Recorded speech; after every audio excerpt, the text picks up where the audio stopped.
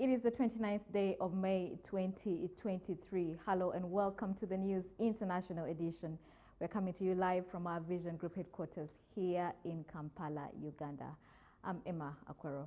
We start off today from Sudan, where gunshots ring out in the Jabra neighborhood south of Khartoum on the sixth day of a one-week truce that has been repeatedly violated by both soldiers and paramilitary forces. The fighting across Sudan has killed more than 1,800 people, according to the Armed Conflict Location and Event Data Project. Now, our reporter Violet Sasara has been following this very closely, and she now reports. The governor of war-torn Sudan's western Darfur region, Mini Minawi, on Sunday called on citizens there to take up arms 6 weeks into the brutal conflict. Much of the heaviest fighting has raged in the capital Khartoum and in Darfur near the border with Chad since the conflict erupted on April 15th. Darfur, too, has already suffered decades of turmoil that has left hundreds of thousands dead, more than 2 million displaced, and the region flooded with weapons. The war there, which began in 2003, saw Sudan's then-president Omar al-Bashir unleash the feared Janjaweed militia to crush a rebellion among ethnic minority groups. Meanwhile, user-generated content images posted on May 28, 2023 showed armed men entering a residential building and searching civilian vehicles before driving away in one in a neighborhood in Khartoum's twin city of Omdurman. Tens of thousands of Sudanese have fled across the border into Chad as concerns rise about the militarization of those who remain. Sudanese democracy activist and author Raga Makawi said there is a real risk of people who were in the past part of non-violent movements now considering the right to bear arms in order to protect themselves.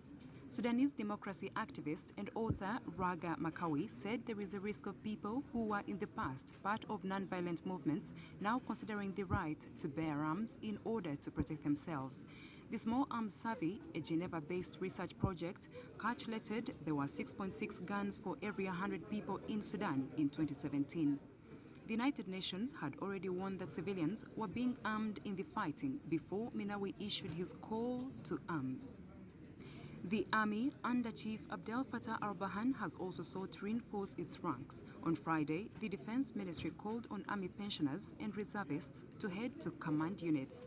The United Nations says more than 1 million people have been displaced within Sudan, in addition to 319,000 who have fled to neighboring countries.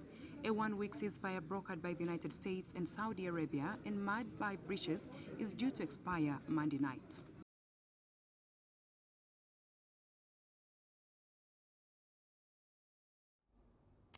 Now, from Turkey, pictures of President Recep Tayyip Erdogan cover front pages of Turkish newspapers after he won Sunday's historic runoff election to extend his two-decade rule.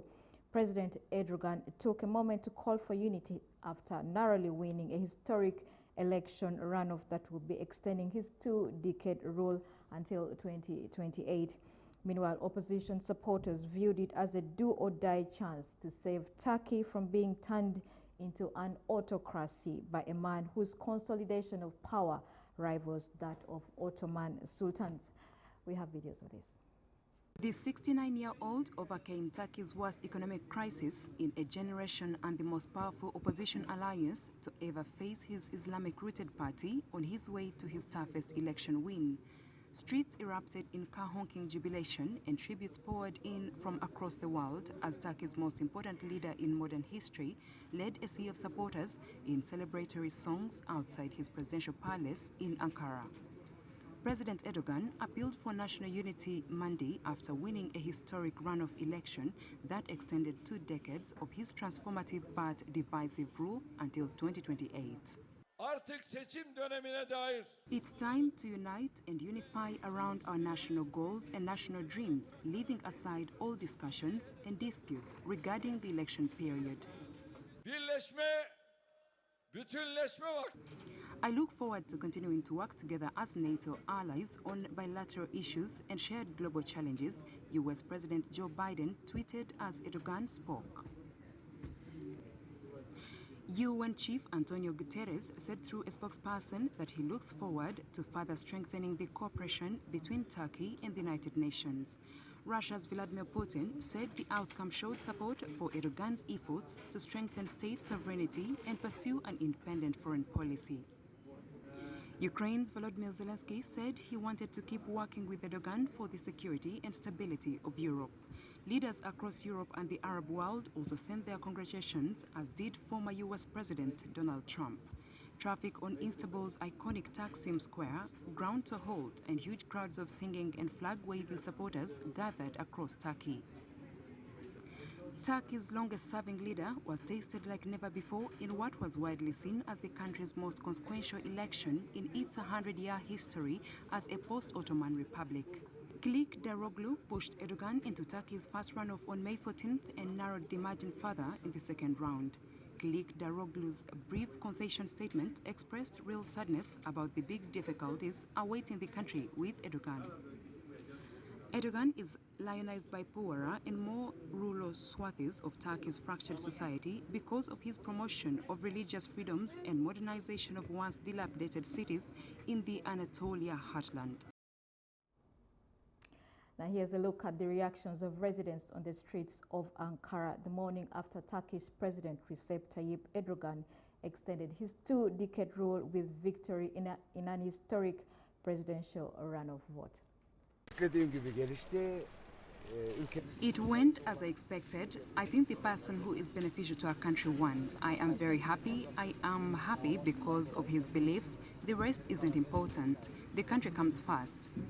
I don't have hope anymore. I don't have hope for Turkey. I want to move abroad as soon as possible. I am an engineering student and it will be better for me elsewhere. Most of the residents expected Erdogan's victory as they realize his achievements. Despite the mixed reactions, most of the residents expected Erdogan's victory as they realize his achievements. I was expecting that Erdogan would win. At least we know him, we've experienced him. I know some people were expecting a different result, but this is the decision of the people. We must respect it. Aziz, an engineering student, says he hopes the economy will get even better now that Erdogan is back for president. This is the will of the people. I hope the economy will be better. I hope our purchasing power will increase. This is our main priority. Alım gücümüz artar. Yani tek temennimiz bu. With more than 99% of both domestic and international votes counted, Erdogan secured 52.16% of the vote, and challenger Kemal Kılıçdaroğlu received 47.84%. Erdogan won 52 out of the country's 81 provinces, one more than during the first round. Kılıçdaroğlu repeated his first-round performance by winning Turkey's biggest city, Istanbul, and the capital, Ankara. At 85.7%, domestic voter turnout was about 3% lower than during the first round on May 14th. Now, away from Turkey, Ukrainian President Volodymyr Zelensky on Sunday praised his country's air defense forces after the capital, Kyiv, saw the largest drone attack since the beginning of the Russian invasion. The overnight attack killed 2 people and wounded 3 others.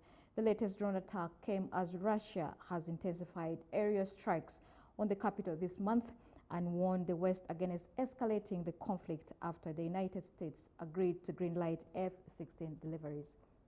Ukraine's President Volodymyr Zelensky said the latest attack in Kyiv was the largest of the invasion, with around 40 out of more than 50 drones targeting the capital. Today, our country has suffered one of the biggest Russian attacks by Shahidis, 54 drones at one time. Almost all of them were shot down, almost. Unfortunately, there were strikes in the Zhytomyr region. We will do everything to help restore what was damaged. Kyiv had been relatively spared since the beginning of the year, but in May, its residents have had to live with almost nightly air raid sirens and thundering explosions. The air raid alert lasted more than 5 hours overnight Saturday as the attack was carried out in several waves. During this terrorist attack, the most powerful strike was directed against Kyiv region. 36 drones were shot down within the city of Kyiv and the Kyiv region. This is how Russia celebrates the day of our ancient Kyiv. Authorities reported that 2 were killed and 3 others wounded as debris of the Dawn drones fell in several districts. Kyiv's Major Vitaly Klitschko described the assault as massive, with drones arriving from several directions at once. The Kyiv military administration first said more than 40 Russian drones were destroyed by air defense systems in the most important drone attack against the capital since the start of the invasion in February 2022. Zelensky later revised the number to 36 drones down over the capital and its region. Sunday was to be celebrated as Kyiv City Day, usually marked by street concerts and performances. Ukraine said its air defense forces had shot down 58 out of 59 drones launched by Russia overnight, according to updated information.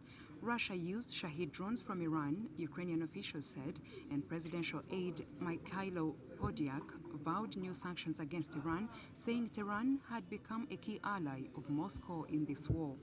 Russian Foreign Minister Sergei Lavrov on Sunday said Western nations were playing with fire by agreeing to supply Ukraine with F-16s.